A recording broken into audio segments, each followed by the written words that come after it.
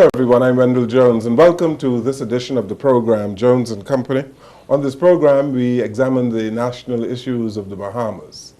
At the beginning of the year, Bahamians got some good news, and the good news was that Her Majesty the Queen had knighted 3 Bahamians, 2 men and a lady.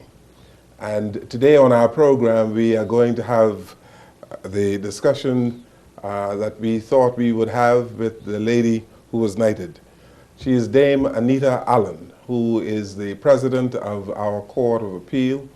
She's been a senior justice in the Supreme Court before becoming president of the Court of Appeal, and worked in the judiciary of the Bahamas for many years. And so she is one of the foremost jurists in the Bahamas, and it is our pleasure to speak with her today about her trajectory in the legal profession and the times that she spent preparing for where she is today. Dame Anita, congratulations to you and welcome to our program. Thank you, Mr. Jones, and it's my privilege to be here. Thank you. Dr. Enos, it's nice to see you, as usual. And I'd like to also congratulate Dame Anita. Yes. Thank you. Thank you, Mr. Enos. Thank you very much. I'm sure congratulations have been pouring in from all over this country. Yes, I have. I have spoken with a number of members of the bar who thought that your knighthood was long overdue. And so when you got the news, I'm sure you were very happy. Oh, I was ecstatic. I was very happy. It was the culmination of my life's work, a recognition of my love of country and my passion for the law. So I was ecstatic. Mm-hmm. And I consider it a truly gratifying honor. And as I did with another knight recently, I had the good fortune of speaking with Sir Franklin Wilson last week. I asked him to give us a rundown on how he got where he is. And before Mr. Enos asks his first question, I want to take you back many years. Okay. I'm not going to say where, but when you first thought that you would be a lawyer. Well, I think my perhaps, journey. I'm sorry. Perhaps yes. We should start a little before that, and tell us something of your family. Yes. My journey, I think, began when I was 8 years old, when my mother died, and my sister, Corinne, was then 24. She took responsibility for 5 siblings, and she,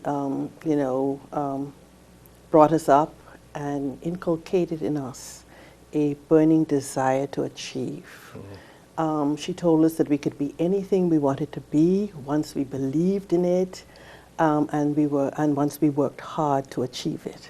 And I have never forgotten it. It has resonated with me for the whole of my life, and that has been my story. I mean, from Government High School, I was the head girl at Government High, and then I went off to medicine at first, and then I changed to law, and I never regretted it. I love the law. I have a burning passion for it, and I've always tried to work hard and to ensure that I was always prepared. And so when I got the call to become a justice of the Supreme Court in 1996, I readily accepted it, and it has been the best decision that I've ever made in my life. And you did. It is a joy every morning to get up and to go to work, because I know that there's going to be something challenging for me to do. There's going to be somebody's life that I'm going to affect by some decision that I've made. And so it has been a very rewarding career to know that you affect people's lives, and you can affect people's lives positively. So when were you called to the bar? In 1973. 1973? Yes, I've been to at the bar for 43 years. Yeah. Interesting. And 33 of those have been spent between the Public Legal Service and the judiciary. So I spent 10 years, I think, or thereabouts, in the private practice. Were you trained in the UK? In the UK, yes. Okay. Mm-hmm. All right. Okay. Dame Anita, the law attracts people for different reasons. Some people like the glamour of the court. the wig and the gown. Some people like the money that lawyers make. You chose the public sector. What do you say to your young lawyers who are interested in serving in the public sector and not concerned about the glamour and the money? Well, you know, I was always taught to give back, and I have tried to do that throughout my career. I think serving others is the greatest reward. It trumps money, in my view. You know, it's a sacrifice, yes, but it's a sacrifice that is rewarding when you know that you've made a difference to your country, when you know that you have contributed to the development of your country, to the development of the jurisprudence of your country. And as you know, the rule of law is indispensable to a democracy and to a civilized nation. So it's, I mean, it's the best prize that life can offer. You know, Art is something which is worth doing, as Theodore Roosevelt said. So, yes. I always want to ask the question, this is a small society. And I say to myself, I never want to put myself in the hands of a lawyer or a doctor. But from where you sat in this small society, how do you feel, or how did you feel when somebody you knew, you had to sentence them? Well, the first thing is I would never preside over a trial which involves somebody I knew. So that is. I don't mean a close relationship, but a cursory sort of. Well, even that one has to kind of consider what that relationship is and how it appears to the public before one can, you know, can take, you know, that case on. Yeah.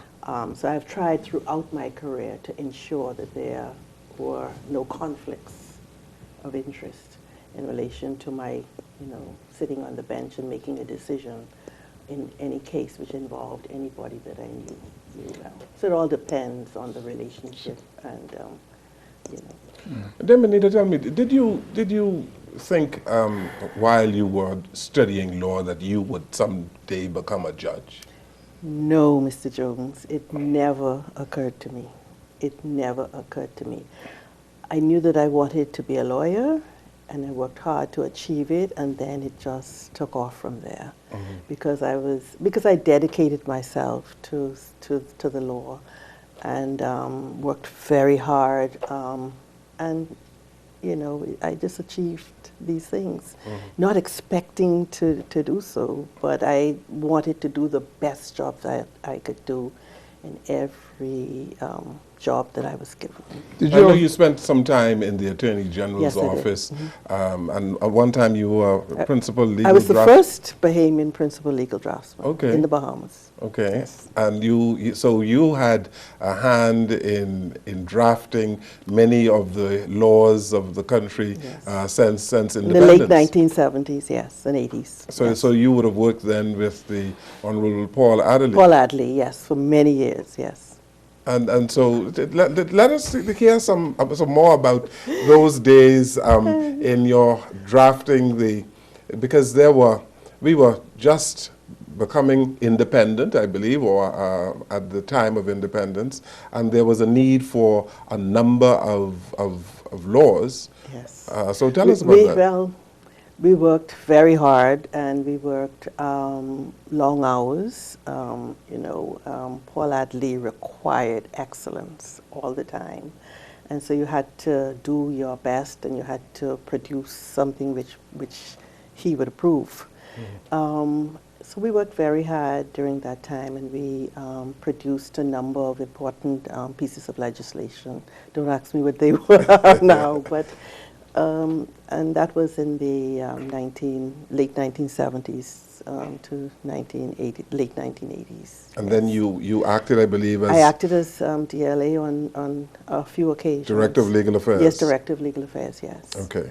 And then I went into private practice for 10 years. Okay. And then I was asked if I would assist on the bench, and I indicated yes. And Sir Cyril Fountain was the Chief Justice at the time. He was the chairman of the Judicial and Legal Service Commission, and I was appointed in 1996, yes. So having been the principal legal draftsman, the acting director of legal affairs, you had all the experience that you possibly can have for the appointment of as a justice of the court. Well, you mean when I left the legal department? Yes. But I chose to go into private practice to get the other side of it. Okay. Because up to that time I had been in the public legal service, so I wanted to get some experience on the private sector, which I did for 10 years. And then I went on the bench, so I was able to see it from both sides. Okay. And Benita, tell me, I'm a little bit older than you and Randall. I couldn't Tell him remember. he's plenty older. I couldn't remember when Patricia, no, she was Cole, became the first Bahamian female lawyer. Kotze. Yes, yes, right. I tell you how old I am. It's Betty Cole's sister, Yes. right? And then soon thereafter was Jeannie Thompson. Yeah, Yes. yeah, Ruby. yeah. Tell me, how did you Sylvia feel Rodney. entering this bastion of male professionalism? A male-dominated profession. Yeah. How did you feel that there was a glass ceiling? Obviously, you penetrated the glass ceiling, but did you feel there was a glass You ceiling? know, I never gave it a thought. I mean, I worked hard, you know, passed my exams, was called to the bar, and just moved on. I never gave it a thought that I might, you know, have any obstacles in my way. I mean, you know, I think if you work hard, you know, the glass ceiling is going to be shattered. You work hard and you believe in your dreams, you continue to believe in your dreams, you fall down and you get up the next day and you move on and you continue, and that's... So this perception that women are discriminated because of the gender, what you're saying is that you achieve because of your merit. Yes. I would say that. I never thought about, you know, any discrimination, never felt it either, in terms of my male counterparts, either in the legal department or in the private bar. But talking about discrimination, there have been many eminent jurists who served in the Bahamas, and some of them were foreign, of course, came from the Caribbean or from England. And I just wonder whether or not Bahamian jurists, judges of our courts, compared themselves to these persons. I recall as a young reporter the Sir James Smith and other people such who were held in high esteem, Yes. Not only in this country but in their countries. Yes. And how judges in the Bahamas would look at their positions and their rulings, their judgments. Do you at times compare what you're doing with what these people did or would have done? No, we do use some of their rulings and their decisions as precedent, you know, to assist us in coming to a particular decision. We do that, but I wouldn't say that we compare, you know, what they would do, because I think the times are different. I mean, the Bahamas in 2015 is not like the Bahamas of 1973 or 1974. But we do pay deference to them, to their decisions that they've made that have withstood the test of time, of course. And we do use some of their judgments to assist us in making particular decisions on any particular point. But there's no mystic to them. No or mystic anything. at all, eh? No, no mystery. I mean, you know, we like I say, we pay due deference, and if their decisions have stood the test of time, stood appeals and all of that, and it is still good law, we would follow it. You know, some names come to mind, like Vivian Blake and DaCosta Williams. Very good DaCosta, Mr. DaCosta, what his first name was, I can't remember. DaCosta, yeah. But these people were revered by their colleagues in Jamaica and Barbados and other places yes, such, you know? Yes, yes. And I think we need to do the same as a country. You know, we need to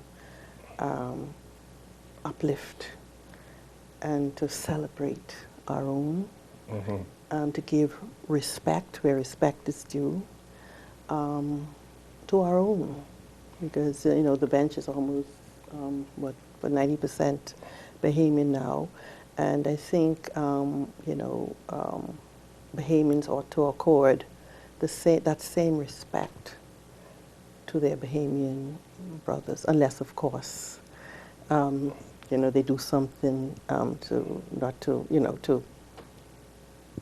earn that respect. Is that respect accorded now, you think? Do we have that reverential kind of respect for the bench in this country, as I know many lawyers had in days past? I think so. I think so. You're saying that reluctantly? I am, because I'm not sure whether I'm kind of clear in that view. I believe so, except that you know, sometimes we hear a lot of complaints about the judiciary and the fact that the judiciary is blamed for crime, and I think that kind of fuels distrust and anger and all that against judges, which I think ought not happen. It's all right to criticize us if you don't, if you think our judgments are not clear, if our judgments are not well reasoned, if our judgments are wrong in your view, that's fine.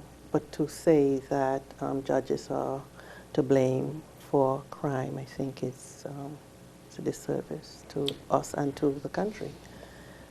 Okay, I have to take a break here, Godfrey. We are speaking with one of the few Bahamian women to ever become a dame commander of the British Empire. We had other dames in our country, and I guess I can call them all because I'm Godfrey old enough to remember all of the women who were knighted in this country. Name Dame Bertha Isaacs, Dame Doris Johnson, Dame Ivy Dumont, Dame Joan Sawyer. Dame Joan Sawyer. And this is the next one. So let's take this break here on the program, and we'll continue our conversation with Dame Anita Allen after these messages.